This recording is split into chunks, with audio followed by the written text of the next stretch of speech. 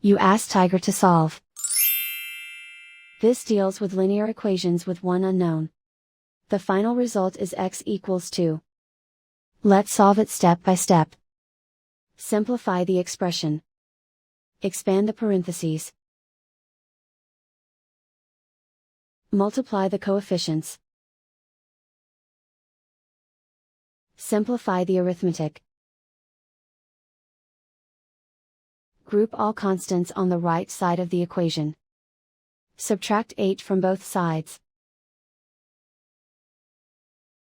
Simplify the arithmetic.